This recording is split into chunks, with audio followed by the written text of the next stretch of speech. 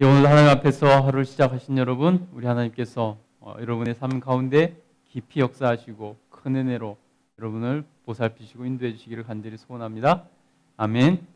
예, 오늘 말씀 시편 37편 12절부터 한번 보도록 하겠습니다.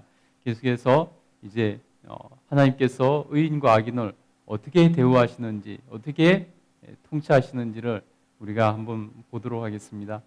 그것을 통해서 우리가 하나님 앞에서 왜 의로운 자에 서야 되는지를 한번 깨닫고 그런 삶을 살 수 있게 되기를 간절히 소원하고 축복합니다. 아멘. 우리 12절부터 한번 읽어보도록 하겠습니다. 시작. 악인이 의인 치기를 꾀하고 그를 향하여 그의 일을 가는도다. 그러나 주께서 그를 비웃으시리니 그의 날이 다가옴을 보심이로다. 아멘. 여러분 보세요. 악인이 의인 치기를 꾀하고 또 뭐라고 말씀하셨죠? 그를 향하여 그의 일을 가는도다. 악인이 의로운 사람, 의인을 치고 의인을 향해서 일을 갈며 원수같이 죽이려고 하고 없애려고 한다는 것입니다. 그래서 14절에도 보면요. 악인이 칼을 빼고 활을 당겨 가난하고 궁핍한 자를 엎드러뜨리며 행위가 정직한 자를 죽이고자 하나. 이렇게 한다는 것입니다. 그 악인과 의인 사이에서 하나님께서 그들을 대하여 싸우시더라는 것입니다. 우리 13절에 읽은 것처럼 악인들이 의인 치기를 꾀하고 원수같이 여기고 이를 갈 때 누가 비웃으신다고요? 하나님께서 비웃으신다는 것입니다. 여러분, 악인들에 대해서 누가 싸우는가? 누가 그를 대적해서 맞이해서 싸워주시는가? 바로 악인들이 괴롭히는 그 의인들이 싸우는 것이 아니라 악인들은 누구랑 싸우는 것이냐면 하나님과 싸우는 것이라는 것입니다. 우리가 악한 행위를 하는 것은, 우리가 악한 삶을 살고 악한 행위를 하는 것은 하나님을 향해서 싸우는 것이라는 것입니다. 하나님을 대적하는 것이라는 것입니다. 내가 하나님 앞에서 악을 선택하고 악한 길을 가고 선한 사람들을 이렇게 무너뜨리려고 하는 악한 꾀를 꾸고 그것을 행해 나갈 때 그 선한 사람이 나를 대적하는 것이 아니라 악한 사람을 향해서 하나님께서 대적하신다는 것입니다. 그 선한 사람들이 그 악을 행하는 그 사람, 내가 만약에 악을 한다면 그 선한 사람이 나를 비웃는 것이 아니라 누가 비웃는다고요? 하나님이 비웃으신다는 것입니다. 그래서 다시 말해서 악을 행하는 것, 악을 선택하고 악한 길을 가는 것, 죄를 선택하고 죄를 짓는 것은 바로 하나님을 대적하는 행위가 되는 것입니다. 우리가 그것을 알아야 된다는 것입니다. 우리가 그것을 모르기 때문에 더 죄의 유혹에 쉽게 노출되고 이기지 못하고 죄에 넘어질 때가 참 많다는 것입니다. 여러분, 그래서 우리는 항상 기억해야 돼요. 죄의 유혹이 있어. 죄가 나를 달콤하게 유혹하고 내가 죄를 그래서 넘어가서 죄를 짓고 싶은 유혹이 들 때, 마음이 들 때 우리가 생각해야 되는 것은 뭐냐면 바로 이것은 저 죄와 내가 싸우는 것이 아니라 내가 이것을 행하면 내가 하나님과 싸우는 것이 된다. 하나님을 대적하는 것이 된다. 나는 하나님이 비웃으시는 그런 인생이 된다. 여러분, 우리가 그것을 생각해야 된다는 것입니다. 그래서 악한 자들이 그렇게 악을 꾀하고 의인들을 향해서 일을 갈 때 하나님께서, 주께서 비웃으신다는 것입니다. 그러니 왜 비웃으시는가? 하나님이 심판하실 것이기 때문에 비웃으신다고 말씀합니다. 그의 날이 다가옴을 보심이라. 그의 날이 다가옴을 뭐냐면 바로 그를 향한 하나님의 심판의 날, 하나님께서 대적하시는 날, 그가 멸망의 날, 그 날이 다가옴을 보시기 때문이라고 말씀하고 있다는 것입니다. 여러분 다시 한번 기억하시기 바랍니다.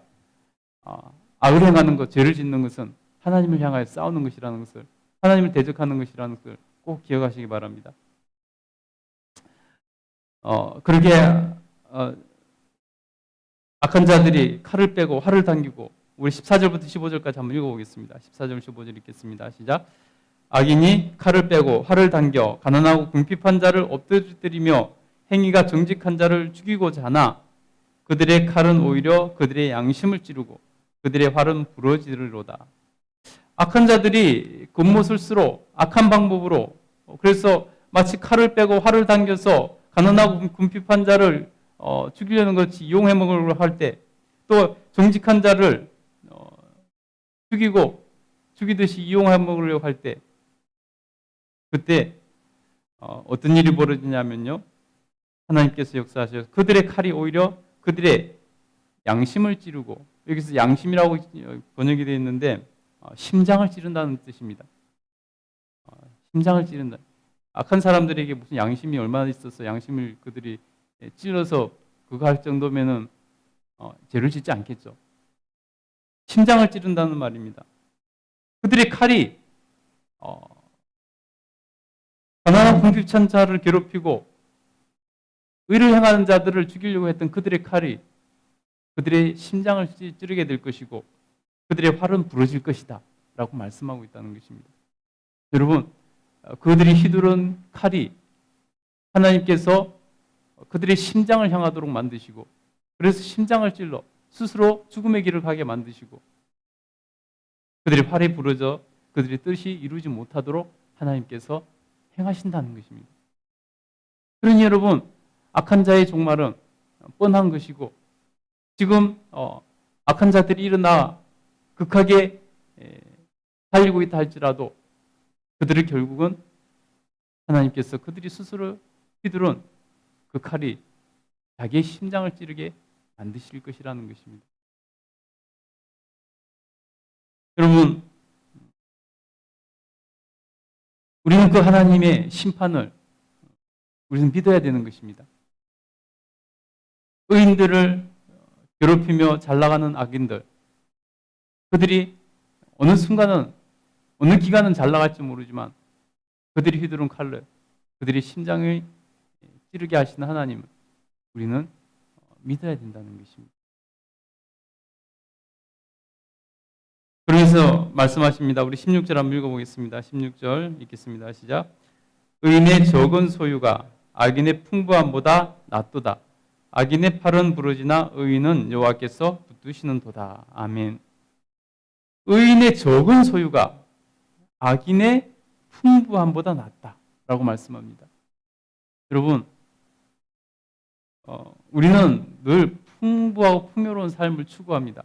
그렇게 살고 싶어 하죠. 그러나 의인의 적은 소유가 악인의 풍부함보다 낫다고 하나님은 말씀하십니다. 여러분, 우리 시대는 특별히 물질 만능주의 시대가 되어서 특별히 더 소유에 대해서, 소유가 많은 것이 선이고 소유가 적은 것이 악인 것처럼 느껴지는 그런 시대에 살고 있습니다. 그러나 우리 하나님께서는 소유 많고 적음으로 우리를 판단하지 않으신다는 것입니다. 오히려 그 사람이 의로운가 불의한가, 하나님께서는 이것을 보신다는 것입니다. 그래서 의인의 적은 소유가 악인의 풍부함보다 낫다라고 말씀하고 있는 것입니다. 그러면 왜 그렇게 말씀하실까요? 단순히 개념적으로 의인의 적음이 악인의 풍부함보다 낫다 말씀하시는 걸까요? 우리 하나님은 항상 실제적이십니다. 개념적으로만 말씀하시는 분이 아니십니다. 그럼 왜 의인의 적은 소유가 악인의 풍부함보다 나은가? 왜 의인이 비록 적은 소유를 가지고 있다 할지라도 의인으로 사는 것이 많은 풍요로움을 가지고 악인으로 사는 것보다 낫다고 말씀하시는가? 바로 그런 이유를 이제 설명을 하십니다. 보면요, 악인의 팔은 부러지나 의인은 여호와께서 붙드신다. 악인의 팔은 부러질 것이나 의인은 하나님께서 붙들어 주셔서 안전할 것이기 때문에 의인이 비록 소유가 적다 할지라도 의롭게 사는 것이 더 낫다고 말씀하시는 것입니다. 18절부터 쭉 이제 그것에 대해 구체적으로 풀어서 설명을 하십니다. 우리 18절 19절 한번 읽어보겠습니다. 읽겠습니다. 시작.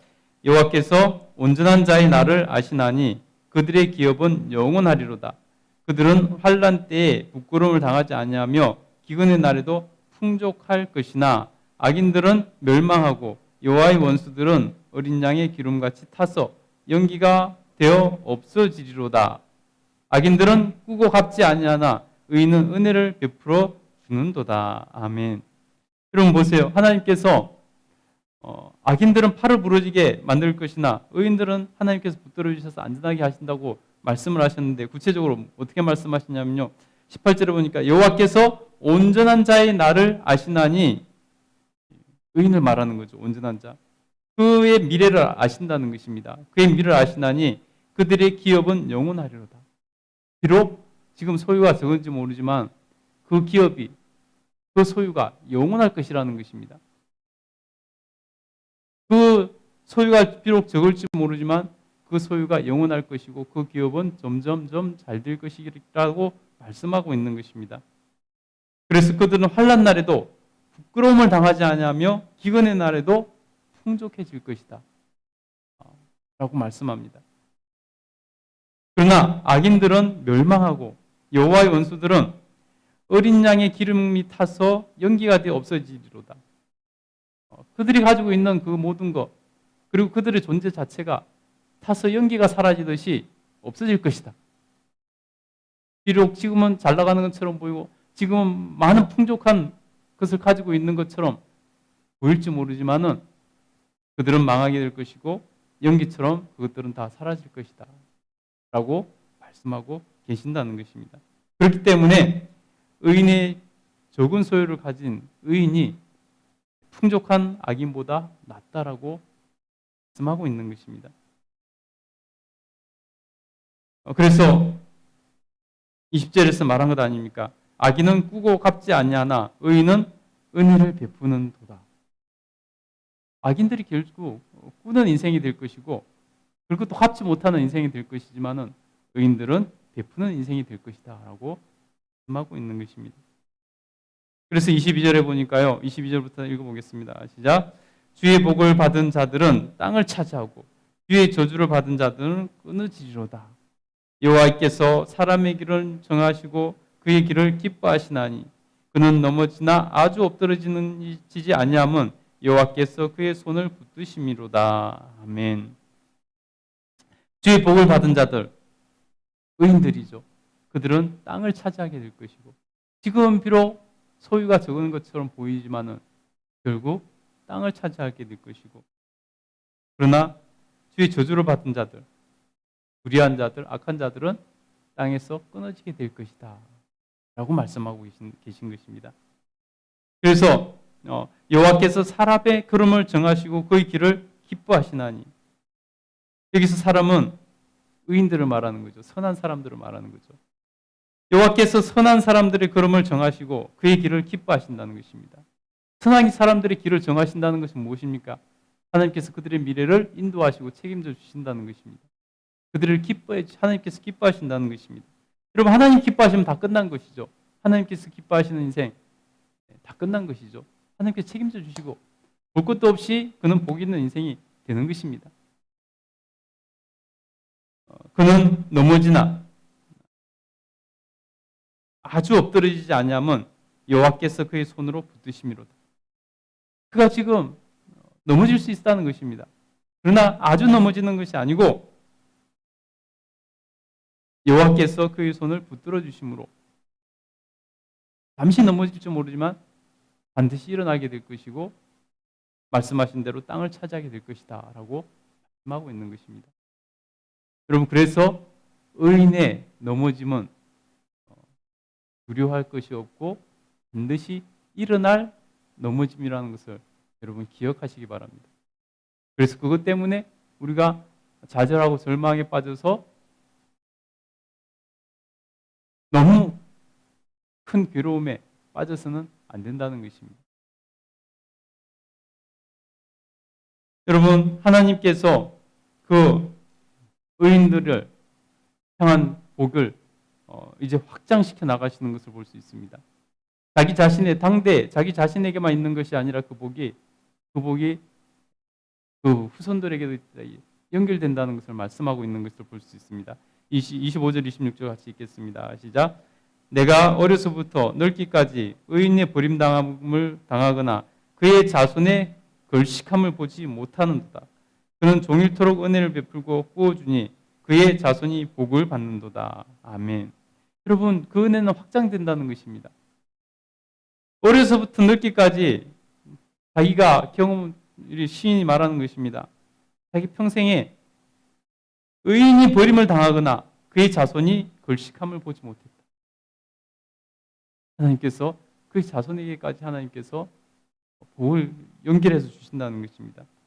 그는 종일토록 은혜를 베풀고 꾸어주니 그의 자손이 복을 받는도다. 결국 의인은 종일토록 은혜를 베풀고 꾸어줄 수 있는 자리까지 하나님께서 인도하시고 그 자손들이 복을 대를 이어서 받는 그러한 은혜를 주신다는 것입니다. 여러분, 하나님 앞에서 정말 이런 복을 받아 누릴 수 있기를 간절히 축복합니다. 하나님 앞에서 늘 의로운 자라 인정받고 하나님께서 기뻐하시는 자가 되어서 여러분의 자손들까지도 큰 복을 누릴 수 있게 되기를 간절히 축복합니다. 다윗이 바로 그런 사람이었습니다. 여러분, 열왕기 상황을 보세요. 악한 왕들이 일어났을 때 하나님께서 왜 그를 죽이지 아니하셨는지, 왜 용서하시는지를, 왜 참으시는지를 기록하실 때 꼭 그런 말씀을 하십니다. 내가 내 종 다윗을 기억하사, 내가 내 종 다윗을 기억하여 그를 향해서 참으신다라고 말씀하십니다. 다윗이 행한 그 삶이 그 자손들에게까지 복을 끼치고 있는 것을 분명히 보여주고 있는 것이죠. 여러분의 삶이 여러분의 자녀들에게, 여러분 후손들에게도 그 복이 하나님께서 이어서 주시는 놀라운 은혜를 누릴 수 있게 되기를 간절히 축복합니다. 아멘. 기도하겠습니다.